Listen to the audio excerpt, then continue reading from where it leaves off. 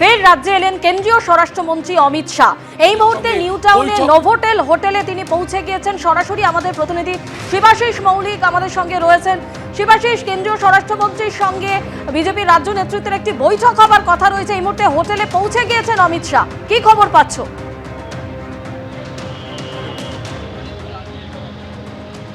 দেখো, এই মুহূর্তে কয়েক মিনিট আগেই কেন্দ্রীয় স্বরাষ্ট্রমন্ত্রী অমিত শাহ তিনি এসে পৌঁছেছেন নিউ টাউনের এই নোভোটেল হোটেলে। তার আসতে কিছুটা দেরি হয়েছে, কারণ 6:20 নাগাদ তার আসাম থেকে রওনা হওয়ার কথা ছিল। আসাম থেকে তার বেরোতে একটু দেরি হয়েছে এবং তিনি 8:26 নাগাদ গুয়াহাটি বিমানবন্দর থেকে তার বিমান কলকাতার উদ্দেশ্যে পাড়ি দেয়। স্বাভাবিকভাবেই কিছুটা দেরিতে তিনি এসে পৌঁছেছেন কলকাতা বিমানবন্দরে তথা নিউ টাউনের এই নোভোটেল হোটেলে। এখানে 8:25-এ তার পৌঁছানোর কথা ছিল, সেটা প্রায় 1.5 ঘন্টা দেরি হয়েছে।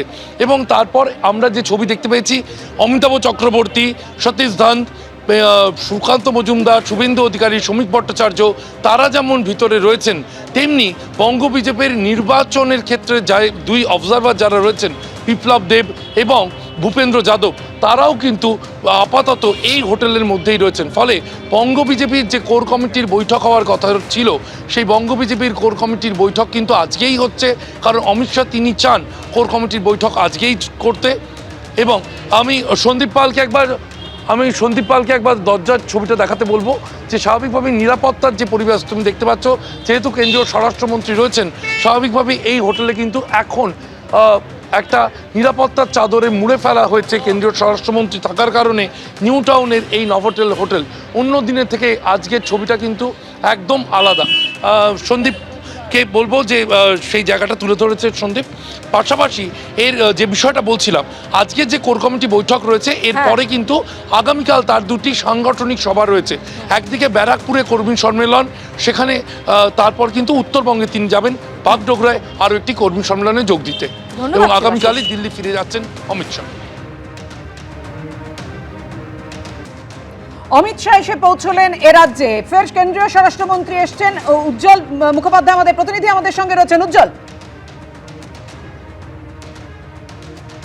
দেখো ছবিটা দেখাচ্ছি, এই মুহূর্তে কিন্তু অমিত শাহ বেরোলেন এবং আমরা যেটা দেখলাম তার গাড়িতে কিন্তু শ্রমিক ভট্টাচার্য রয়েছেন এবং শুভেন্দু অধিকারী রয়েছেন, দুজনেই রয়েছেন। এবং অমিত শাহর কনভয় তুমি দেখতে পাচ্ছ, ভগবান শাহ যে ছবি দেখাচ্ছে, পরপর কনভয়গুলো কিন্তু বেরোচ্ছে। এবং একটুখানি আগে, সামান্য কিছুক্ষণ আগে অমিত শাহ তিনিও কিন্তু গাড়ি থেকে বেরোলেন। এখান থেকে বেরিয়ে সোজা তার একাধিক কর্মসূচি রয়েছে। এখান থেকে বেরিয়ে তিনি প্রথমে সভা করবেন, দলের শীর্ষ নেতাদের সঙ্গে তিনি বৈঠক করবেন। সেই বৈঠক করার পর কালকে কিন্তু তার একটি কর্মী সভা রয়েছে। সেই কর্মী সভায় তার উপস্থিত থেকে তিনি কর্মীদের সঙ্গে কথা বলবেন। লোকসভা বিধানসভা নির্বাচনের আগে তার একাধিক কর্মসূচি এবং প্রত্যেকটাই অত্যন্ত গুরুত্বপূর্ণ। রাহুল সিনহা এখানে রয়েছেন, আমরা কি হলো, কি কথা হলো তার সাথে। দেখুন, উনি এসছেন,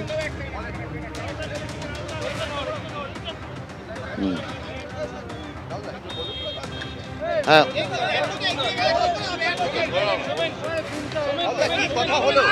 রাহুলদা, অমিত শাহের সাথে কি কথা হলো?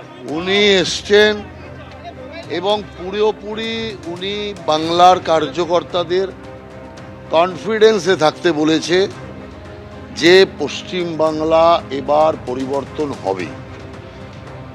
इसीलिए सारे मैसेज कार्यकर्ता में बांटो, हिम्मत का साथ काम करो, এই ওনার মূল বিষয়। এবং আমরাও বিশ্বাস রাখি যে যা অবস্থা পশ্চিমবাংলার চলছে, দ্রুত পশ্চিমবাংলার পট পরিবর্তন হচ্ছে এবং তৃণমূল কংগ্রেসের যে ভোট তা দিন প্রতি কমছে, তৃণমূল কংগ্রেসের আয়ু প্রত্যেক দিন কমছে। এটা আমরা বিশ্বাস যেমন করতে শুরু করেছি, অমিত শাহজি আমাদের স্বরাষ্ট্রমন্ত্রী আরও বেশি মাত্রায় বিশ্বাস করতে শুরু করেছেন এবং উনি সেই বিশ্বাসটাই আমাদের কার্যকর্তাদের মধ্যে অনুপ্রাণিত করার কথা বলছেন। একেবারে রাজ্য নেতৃত্বের সঙ্গে বৈঠক রয়েছে, আগামীকালও একাধিক কর্মসূচি রয়েছে। প্রতিটি বিষয়ের দিকে আমাদের নজর থাকবে। আর বুঝতেই পাচ্ছেন ভোটের আগে তৎপরতা কতটা তুঙ্গে, রাজনৈতিক তৎপরতা। বাঁকুড়ায় বিজেপি কর্মীর দাদাকে খুনের অভিযোগ, প্রতিবাদে বিক্ষোভ। সেই ছবি রাখবো আপনাদের সামনে। দুই তৃণমূল কর্মীর বিরুদ্ধে বিজেপি কর্মীর দাদাকে পিটিয়ে খুনের অভিযোগ উঠেছে।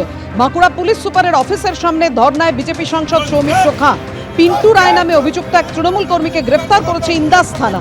ইন্দাসে গতকাল বিজেপি কর্মীর দাদা সুজয় রংকে বেধড়ক মারধর করা হয়। অভিযোগ পরিবারের। নয়ন রায় ও পিন্টু রায় নামে দুই তৃণমূল কর্মীর বিরুদ্ধে মারধরের অভিযোগ। এলাকাবাসী ঘটনাস্থলে ছুটে এলে পালায় দুই অভিযুক্ত। আক্রান্ত সুজয়কে ইন্দাস ব্লক প্রাথমিক স্বাস্থ্য কেন্দ্রে নিয়ে গেলে মৃত বলে ঘোষণা করা হয়।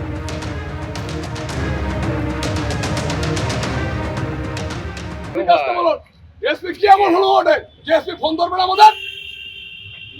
এসপি হলো নাকি? এসপি হলো? আমরা মেম্বার অফ পার্লামেন্ট, আমরা জনপ্রতিনিধি রাইটস আছে। এসপি শুধু তৃণমূলের চামচাগিরি করছে। ভেবেছিলাম ভদ্রলোক, আসানসোলের ছেলে ভদ্রলোক হবে, একটা অমানুষ দেখছি। চারবার এই যে আগে একটা মার্ডার হয়েছিল, ফোন করেছিলাম ধরেনি, আজকে মার্ডার হয়েছে, ফোন করেছি ধরেনি। পোস্টমর্টম পর্যন্ত করতে দেখছি না, এখনো পোস্টমর্টম পর্যন্ত করতে দিচ্ছে না। এসপি নিজেকে বাহাদুর ভাবে। এটা সমাজের কলঙ্ক, এগুলো এটা আসানসোলের কলঙ্ক। এরা সব চোর, সবগুলো বসে আছে, আমাদের পোস্টমর্টম পর্যন্ত করতে দিচ্ছে না। আপনারা চিন্তা করে দেখুন, গতকাল রাত্রিতে আপনার মার্ডার হয়েছে, আজ পর্যন্ত পোস্টমর্টম করতে দিচ্ছে না। কত লজ্জার ব্যাপার! পোস্টমর্টম পর্যন্ত ডাক্তার নেই, পোস্টমর্টম করার জন্য আয়ও নেই। ওখানে যারা অপরাধী তাদেরকে ধরছে না। হায়দার আলী বলে একজন ফাঁড়ির একজন ইন্সপেক্টর আছে, সে হায়দার আলী এগুলো করাচ্ছে। সে হায়দার আলী বারবার করে এগুলো ডিস্টার্ব করছে, বারবার করে হায়দার আলীকে দাও, এটা করানো হচ্ছে। এটা খুঁজে পাচ্ছি না। আর এসপি কি এমন নিজেকে মনে করছে যে এসপি আমাদের ফোন ধরবে না? জীবন মরণ মশাই ধমকানি চমকানি মাঝে মাঝে দিত, এবং আমাদের বিজেপি করার অপরাধে আমাদের গ্রামেতে বহু লোককে ধমকানি চমকানি করে। সেই কারণে আমি ভোটে বেরোতে পারিনি ভয়েতে। সেই জন্যে আমাকে কিছু না পেয়ে আমার দাদাকে কালকে রাত 8টার সময় নাগাদ ওরা আমার দাদাকে মেরে দিল। জীবন মণ্ডলের নির্দেশে পিন্টু রায় আর নয়ন রায় ওরা পর্যন্ত লেগে আমার দাদাকে মেরে দিল কাল রাত 8টার সময়। আমি ওদের কঠোর থেকে কঠোরতা শাস্তি চাই, ওদের যেন ফাঁসি হয়। এইরকম করে যদি মানুষ, গরিব মানুষের বুক খালি করে দেয়া, আমি একা করে দেয়া, এটা আমি চাইনি। পিটিয়ে খুন করার কোনো ঘটনা নয়, ঘটনাটাকে অতিরঞ্জিত করা হচ্ছে, রাজনৈতিক রং লাগানো হচ্ছে। এটা ইন্দাসের বিজেপি বিধায়ক নির্মল ধারার নেতৃত্বে এটা করা হচ্ছে। আমরা যতদূর শুনলাম, সুজয় রং বলে যে ব্যক্তি মারা গেছেন এবং যার বিরুদ্ধে অভিযোগ করছেন পিন্টু রায়, এরা দুজনেই কালকে রাত্রিবেলা একটা মদের আসরে ছিল। সেখানে নিজেদের মধ্যে কোনো বচসা, এই বচসাকে কেন্দ্র করে এই ঘটনায় মৃত্যু হয়েছে। মৃত্যুটা অত্যন্ত দুঃখজনক ঘটনা, অতএব তার তীব্র নিন্দা জানাচ্ছি। আমি অনুরোধ করবো নির্মল ধারাকে, দেখুন, লাশের রাজনীতি করতে যাবেন না। পিন্টু রায় আমাদের দলের কেউ নয়। পিন্টু রায় আমাদের দলের কোনোদিন কোনো পোস্টে থাকেনি, আর আজও বর্তমানে কোনো পোস্টে নেই। এবিপি আনন্দ, এগিয়ে থাকে, এগিয়ে রাখে।